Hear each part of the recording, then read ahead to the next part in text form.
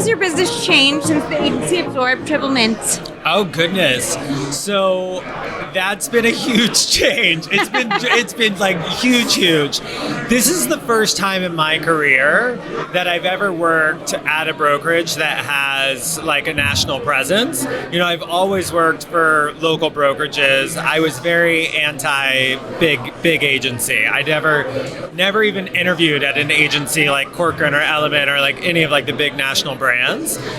And I will say it has had a huge effect on my business. I am working with like insane clients right now, the biggest referrals I've ever had in my career. I'm about to list the biggest apartment I've ever listed in my career, and it's all been referrals from like inside the agency network, you know, and especially like having that, you know, their presence all over, but specifically their California presence. I mean, they dominate the luxury market there, Yes. and also in the Hamptons. I'm working with huge referrals from them in the Hamptons, you know, and it's been a beautiful surprise because I struggled with this merger. You know, I was a Triplemint queen, and I was Triplemint till the day I die. I built that brand. I love that brand. So this was a hard thing for me, and it's kind of been the best thing that ever happened to me. What made you so hesitant to going with the big firm at first? I've been in the business since 2006 in the city. And, you know, so I started the early days as like a rental broker at just kind of like one of those Tournament Burnham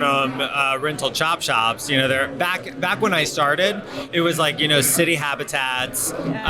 You know, that was like the big player in the rental world back then. I worked for a company called Best Apartments, and then I left there and went to Metropolitan Property Group. And so I think I always kind of thought of myself as that small local brand, not super elevated, not super luxury.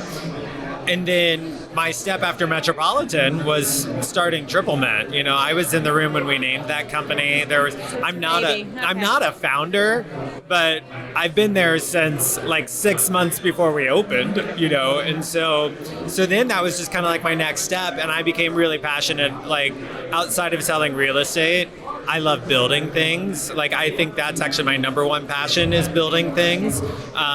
And so, you know, and now I think one of my fears was that building something was being taken away from me with this merger. And it hasn't been at all. Like, I'm involved in so many things outside of just real estate, and like my personality needs that. So it's been pretty magical. What is the status of $1 million listing? What's happening? You know, they finally formally announced it, so I think I can say, but you know, so the show is not coming back in New York. You know, which was like, it was interesting. I had the most amazing experience on the show, and I'm like so grateful for it. It changed my life. You know, not only put me on the map, but it put Triplemint on the map. You know, it was like all of a sudden, I have no problem admitting that like once upon a time, Triplemint was kind of like the head scratcher company of the market.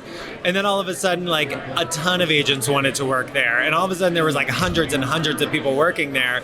And it was like one of the proudest moments of just like my professional life, to like look around, not only because like I'm on TV, which is a dream come true in and of itself, but I'm like, the ripple effect that the whole thing had is, you know, it's changed my life forever.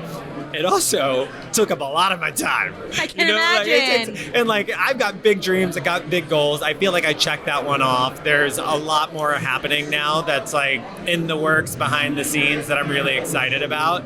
And so I'm also, as sad as I am that the show's not coming back, I'm also excited and grateful to be freed up for like the next things that Do other things with your time. What advice do you give to other agents in regard to branding themselves?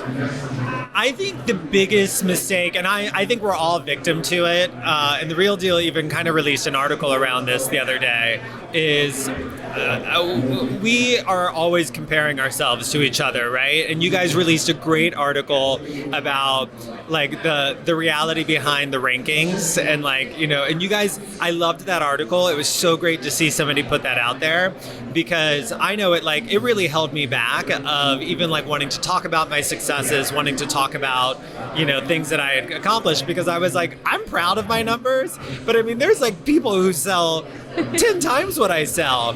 And to be honest, like, I admire them. I don't know if I want that. You know, I'm very much of a work-life balance person, and I want to make sure that I'm giving all of our clients a ton of my attention. But the only way I can give all of them my attention is A, if I have a limited number of them, and B, if I'm also taking care of myself behind the scenes, right? And so my big thing for agents is like, I know we're competitive, and I think competition is important. It definitely like drives you towards success. But you know, for an agent, I think you need to figure out like, what does your ideal life look like? Like, what does your ideal schedule look like? And then build the brand around that versus like how you compare and like how you stack up within the industry.